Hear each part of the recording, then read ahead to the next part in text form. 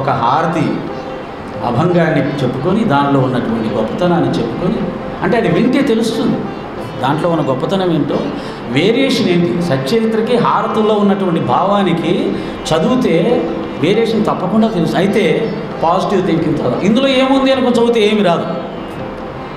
ఇందులో ఏముందో తెలుసుకొని ఆనందిస్తాను అనే భావనతో చదివితే అప్పుడు దాంట్లో ఉంది ఏంటో తెలుస్తుంది. प्रभात समयी सभा शुभरवि प्रभापाकली स्मरे गुरु सदा अशा समयिच्छा चले नाकली मनोनिकर जोडुनी करु अता गुरु प्रार्थना समर्थ गुरु साईनाथ पुरवि मनोवासना तमानि रसि भानुहा गुरु ही नासी अज्ञानता परंतु गुरु जी करी नरविहि कधी साम्यता पुन्हा तिमिर जन्म घे गुरु कृपेनी अज्ञानना समर्थ गुरु साईनाथ पुरवि मनोवासना रवि प्रगट होउनि त्वरित घालवि आलसा तसा गुरु ही सोडवी सकल दुष्कृति लालसा हरोनि अभिमान ही जड़वी तत्पदी भावना समर्थ गुरु साईनाथ पुरवि मनोवासना गुरु शिव उपमादि से विधि हरिहराची पुनि कुटोनि मगुहे इति कवनियावुगी पाहुनी तुझीच उपमा तुला बरवी शोभते सज्जना समर्थ गुरु साईनाथ पुरवि मनोवासना समाधि उतरो निया गुरु चेला मसीदी कड़े तदीय वचनोक्तति मधुर वारिति साकड़े अजात रिपु सद्गुरो अखिल पातका भंजना समर्थ गुरु साईनाथ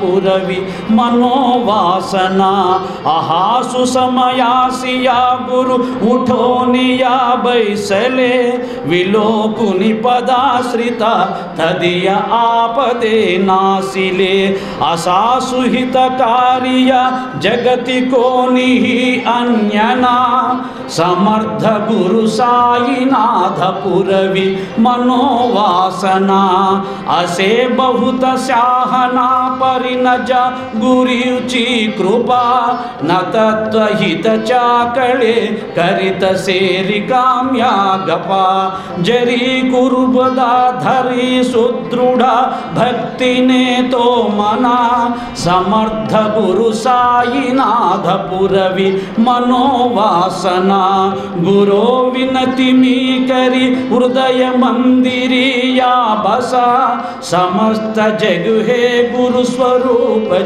ठसो मानसा करो सतत सत्कृति मति ही दे जगत पावना समर्थ गुरु साईनाथ पुरवि मनोवासना ప్రభాత సమయంలో ఆకాశంలో శుభమైన రవితేజం వెలుగుతుంది.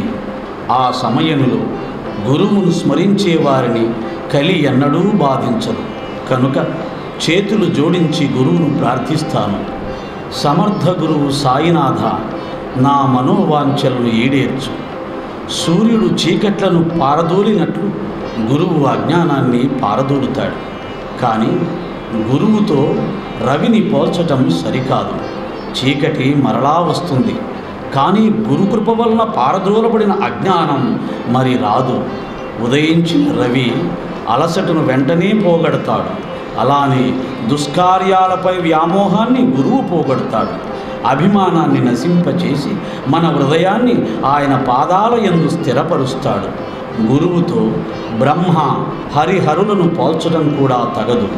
ఇక మిగిలిన పోల్చదగిన వారు ఎవరున్నారు?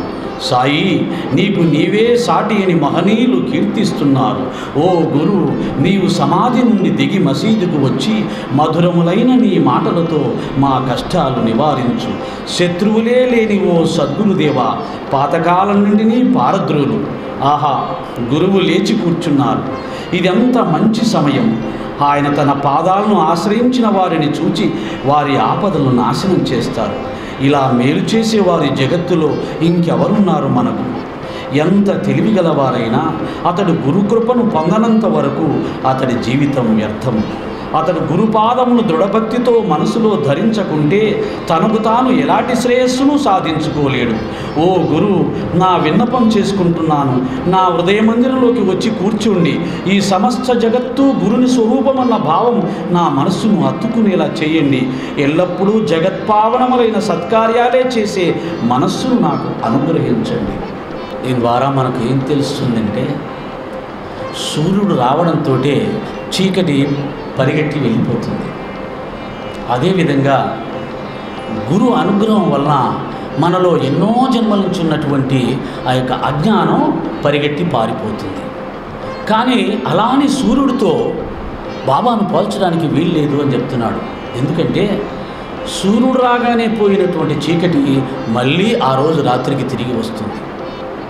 కానీ గురువు వలన పారద్రోలబడినటువంటి అజ్ఞానం మళ్ళీ తిరిగి రాదు. కనుక గురువుతో సూర్యుని పోల్చడానికి కూడా అవకాశం లేదు అన్నాడు. అలాగే హరిహరులు బ్రహ్మను కూడా గురువుతో పోల్చడానికి అవకాశం లేదు. ఎందుకంటే వారు సత్వరజ తమో గుణాలలో ఏదో ఒక గుణాన్ని సృష్టి కార్యం కోసం స్వీకరించి ఉంటారు. అంటే వారిలో ఒక గుణం ఉంటుంది. బ్రహ్మలో సృష్టి చేసే రజోగుణం ఉంటుంది. హరిలో ఈ సృష్టిని నిలబెట్టే సత్వగుణం ఉంటుంది. హరునిలో సృష్టిని లయం చేసుకునే తమో గుణం ఉంటుంది. కానీ గురువు నిర్గుణుడు, మూడు గుణాలకు అతీతంగా ఎల్లప్పుడూ సచ్చిదానంద తత్వంలో ఉండేవాడు. కనుకనే ఆయన శత్రువుల్ని సైతం, దుర్మార్గులను సైతం, పాపాత్ములను సైతం ప్రేమిస్తూ వారిని ఉద్ధరించడానికి ఎల్లప్పుడూ కృషి చేస్తుంటాడు. ఇది ఏదో ఒక గుణం ఉన్న వాళ్ళకు చేత కాదు. నిర్గుణమైనటువంటి పరబ్రహ్మ స్థితిలో, సచిదానంద స్థితిలో, ప్రేమ స్వరూపమైనటువంటి స్థితిలో ఉన్న వాళ్ళకి సాధ్యమవుతుంది. కనుకనే గురువు పరమాత్మ లోకాన్ని ఉద్ధరించాలనుకున్నప్పుడు నిర్గుణమైనటువంటి పరబ్రహ్మ స్వరూపమైనటువంటి గురు స్వరూపంలో అవతరిస్తాడు. అంటే ఈ జగత్తులో ఉన్నటువంటి మానవులంతా కూడా అజ్ఞానంతో చేయకూడని కర్మలు చేసి పాప ఫలితాలు అనుభవిస్తున్నప్పుడు ఆ పరబ్రహ్మ యొక్క హృదయం ద్రవిస్తుందంట. ఆ ద్రవించినటువంటి హృదయమే గురువుగా అవతరిస్తుందంట. కనుకనే గురువు అంత ప్రేమ స్వరూపుడుగా ఉంటాడు. కనుక త్రిమూర్తులను సైతం గురువుతో పోల్చడానికి వీల్లేదు. ఇంకా ఎవరిని పోల్చాలి? ఎందుకంటే ఈ సృష్టిలో త్రిమూర్తులను మించిన దైవాలు ఇంకెవరు లేరు. ఇక వారినే గురువుతో పోల్చడానికి అవకాశం లేనప్పుడు ఇంకెవరిని పోల్చాలయ్యా అని ఎందుకు అంటున్నాడు. కనుక గురువు గొప్పతనాన్ని ఈ యొక్క హారతి పాటలో ఎంతో చక్కగా మనకు వివరించడం జరిగింది.